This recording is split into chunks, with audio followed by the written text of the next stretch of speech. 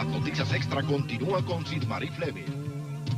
¿Está su casa verdaderamente limpia? ¿No esté tan seguro? La salud de su familia podría estar en peligro. ¿Quiere saber cómo protegerse de las temibles bacterias? Romy Segarra investiga por qué no todo lo que brilla está limpio.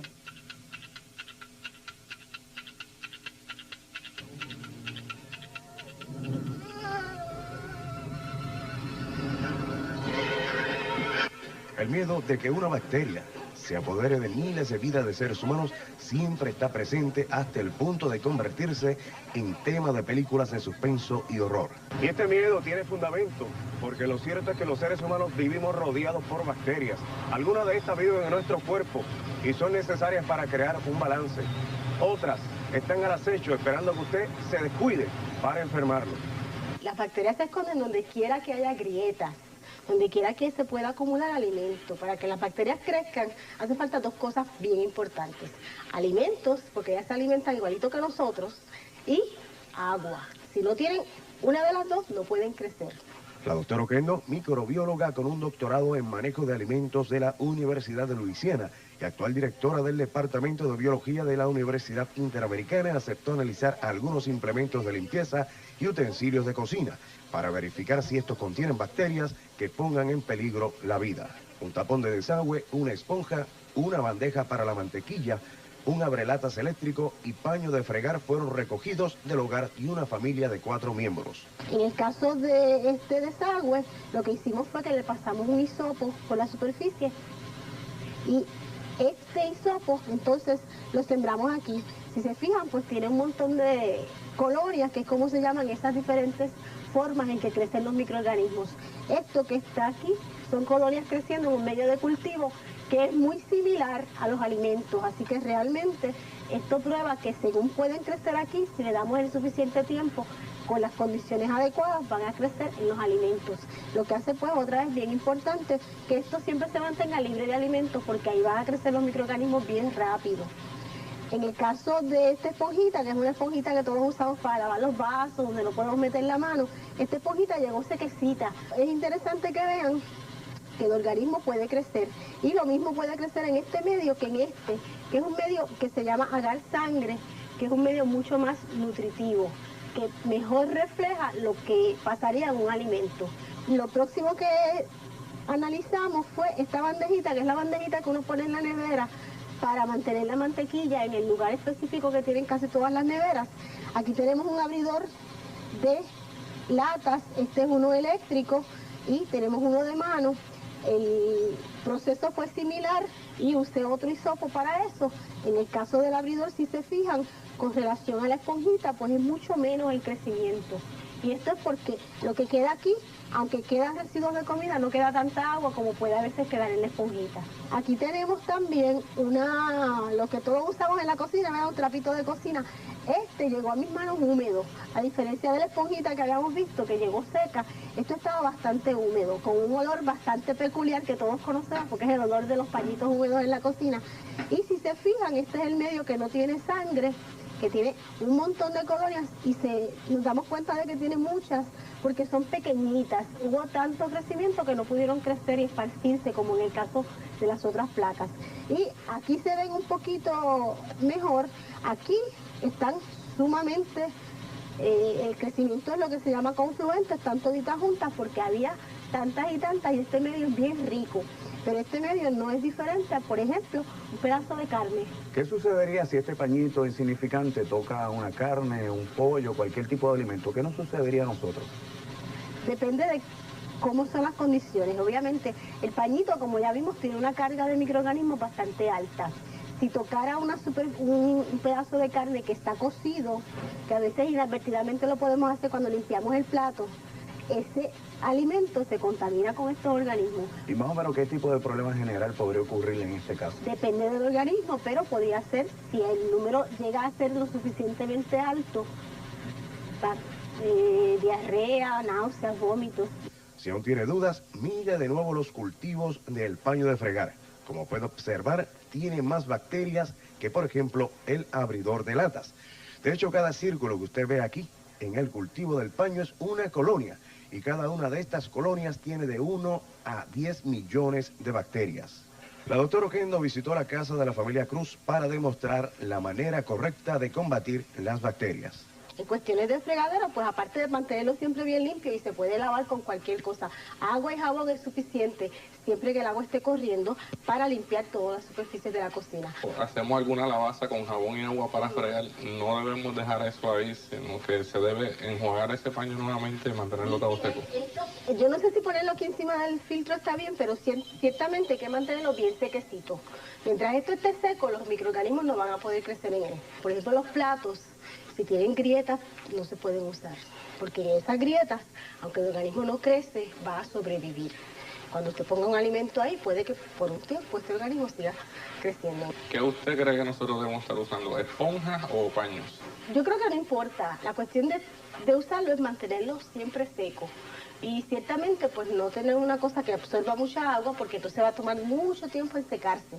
En la nevera es que hay que tener en cuenta cómo uno acomoda las cosas, siempre cuidando que las cosas que gotean y los productos que gotean, como por ejemplo las carnes que uno está descongelando, que no le caigan encima a la lechuga o a los tomates que a veces uno come crudos. Que los counters no sean de cosas de superficies porosas.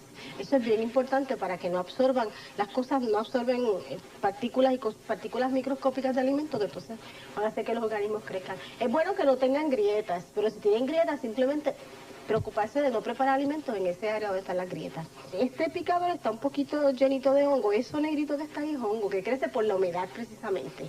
Es cuestión de pasarle un pañito con cloro o con algún limpiador que tenga cloro, pero este picador es muy bueno, se recomienda siempre los picadores de plástico, mejor que los de madera.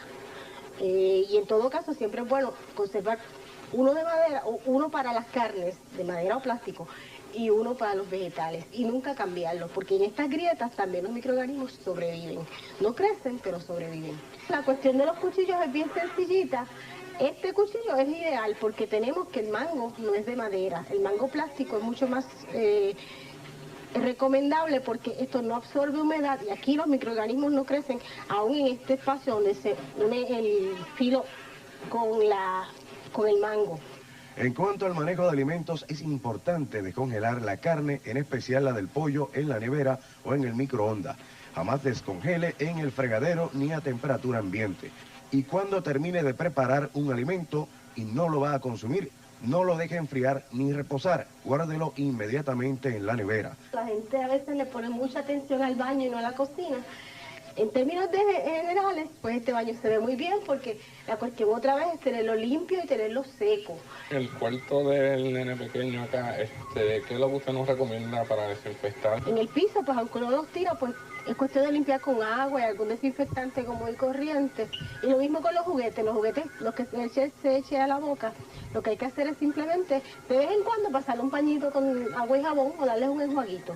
Lo más problemático en todo el cuarto del bebé siempre es el proceso de cambiarle los pañales, y veo que está el zapaconcito aquí, que debe estar tapadito, y además de eso, cuando la mamá termine de limpiar al bebé y de cambiarlo, pues tiene que lavarse bien las manos, sobre todo si va a trabajar con alimentos. Cuando los bebés los van a tocar, enseguida pues le apretan la manita, y siempre es bueno pues tocarles el pelo, la cabeza, acariciarles las mejillitas, pero las manos, como siempre ellos se las llevan a la boca, no se las debemos tocar. Un último consejo, cuando la doctora Oquendo nos dice lavarse las manos, significa utilizar agua y jabón durante 15 segundos mínimos, que haga la baza, y si tiene uñas largas, limpiar con cepillo, lavarse correctamente las manos y los alimentos crudos es la mejor arma para prevenir desde un catarro hasta la temible salmonela. Desde el estudio A de Tele 11, Margarita Aponte. ¿Usted se imagina que la NASA lance desde los alrededores de su hogar un cohete del largo de un poste de electricidad y que este artefacto esté lleno de químicos que usted no conoce? Eso le está sucediendo a los vecinos de la Reserva Natural de Tortuguero. Sus miedos aumentaron cuando descubrieron que algo extraño pasó con un lanzamiento de cohetes similar en el 1992. Millie Hill investiga por qué esta comunidad se niega a hacer otro sacrificio por el bien de la ciencia.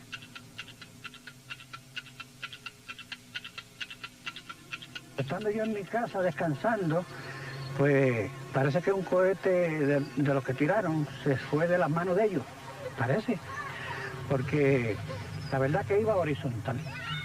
Y cuando llegó frente a mi casa, hizo la explosión y levantó vertical. Iba horizontal y levantó vertical.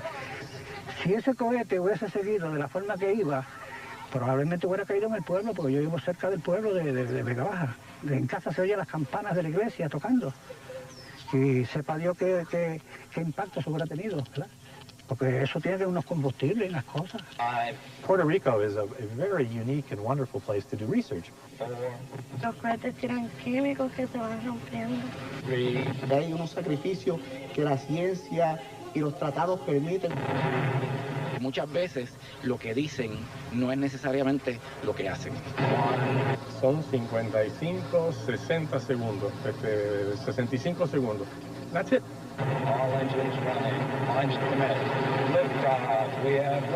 Desde estas 3 plataformas, ubicadas aquí, en el antiguo campamento del ejército norteamericano en Tortugueros, se lanzarán 11 cohetes suborbitales del largo aproximado de un poste del tendido eléctrico.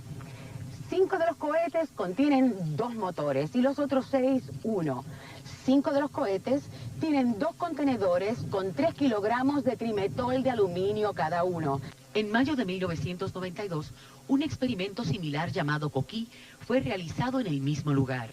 En aquel momento, las agencias que evaluaron los documentos de impacto ambiental aprobaron el proyecto a pesar de la insuficiencia de datos sobre los efectos que tanto el lanzamiento como los químicos enviados a la ionosfera tendrían sobre nuestro territorio y nuestra gente. El profesor Félix Aponte, exsecretario auxiliar de Planificación del Departamento de Recursos Naturales, acepta la responsabilidad por el proceso que siguió esa agencia bajo limitaciones de información y de tiempo. El documento que se sometió ante nuestra consideración era deficiente e insuficiente. No cumplía requisitos que el marco legal reglamentario que entonces estaba vigente para Puerto Rico y para los Estados Unidos no quedaba satisfecho. A pesar de eso, ¿usted dejó pasar el proyecto? Sí, el proyecto se le dio un endoso bajo la premisa fundamental de que era un proyecto de una ocasión. Este documento, que resultó ineficiente en 1992, es inexplicablemente el mismo que Fomento Económico, la agencia proponente de la obra Coquí 2, sometió para evaluación del proyecto que hoy nos ocupa. Si en la estima de la Junta de Calidad Ambiental determinan que este proyecto requiriera una día completa la pedría. Pero la versión del asesor científico contrasta con la del presidente de la Junta de Calidad Ambiental, Héctor Ruse, quien asegura que fue Cerame quien descartó un estudio más exhaustivo. La conclusión que llegó la agencia proponente en este caso, ¿Quién es la agencia proponente? La agencia proponente en este caso es Fomento, concluyó que no había un impacto significativo sobre el ambiente y nosotros, entendiendo que la acción que había tomado Fomento era correcta, avalamos el proceso. Tortuguero es una reserva natural protegida por el Departamento de Recursos Naturales por muchas razones. Es nuestro 4º bosque de importancia en el que habitan 83 especies de aves, entre ellas la reinita, la calandria, el mozambique y la reina mora, todas en peligro de extinción. Hay otras 4 muy raras: la tigua, el pato chorizo, la gallareta inglesa y el gallito.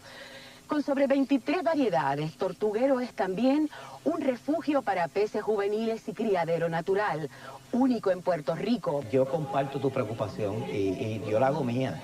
Lo que sucede es que cuando estamos hablando de terrenos fuera de una área de reserva, básicamente el departamento tiene que dejarse seguir por la Junta de Planificación, que es la que establece uso de terreno.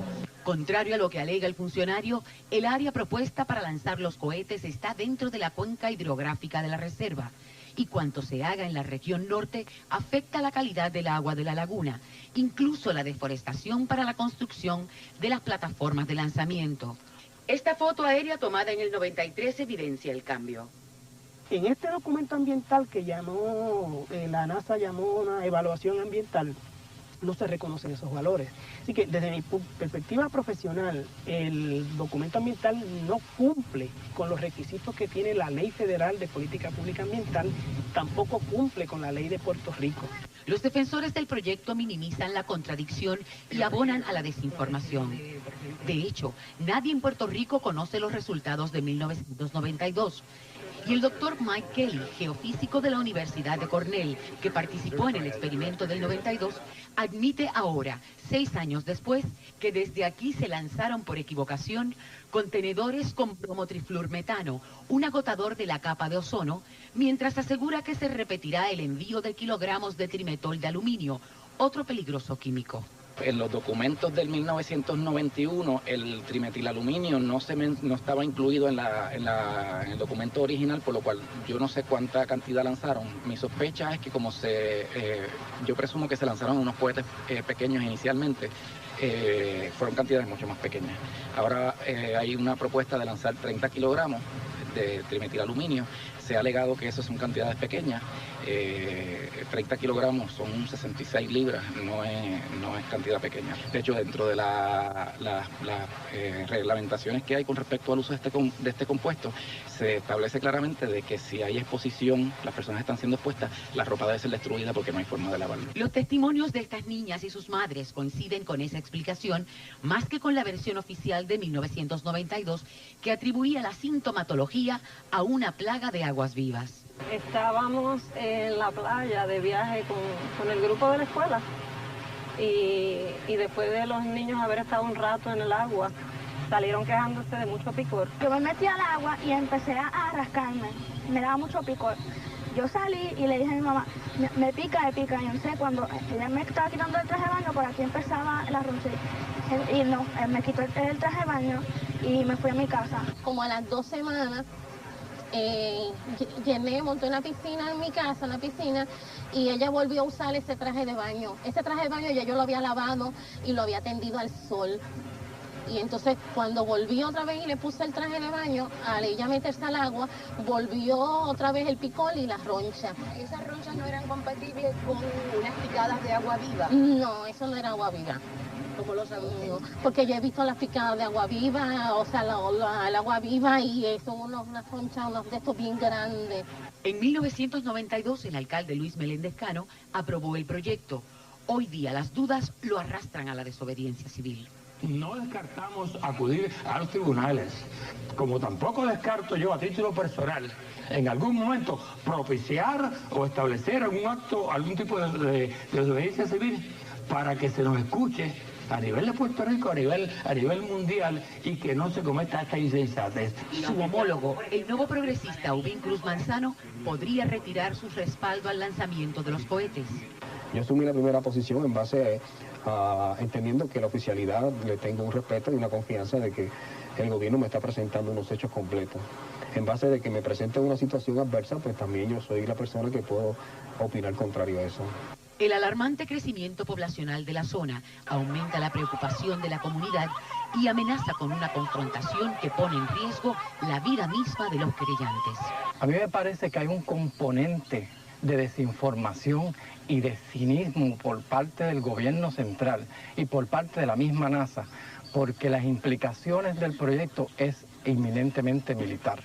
La ruptura de la capa de ozono nosotros no podemos creer que sean tan ruines para pensar que sea el objetivo directo, pero sí la consecuencia incidental. Que sepan los de la NASA y el gobierno que los vegabajeños y este servidor y todos aquellos que quieran seguirme, puertorriqueños de verdad, estamos dispuestos a llegar a las últimas consecuencias, entrando al área de donde se van a lanzar los cohetes, a ver si es verdad que se atreven a lanzarlos por encima de nosotros. En cualquier momento el Senado podría aprobar una medida para investigar el impacto que sobre la salud y el ambiente tendrá el lanzamiento de Vega Baja. La investigación buscará esclarecer los resultados del experimento anterior, la forma en que se otorgaron los permisos para su realización y el impacto sobre la salud de los humanos y el ambiente.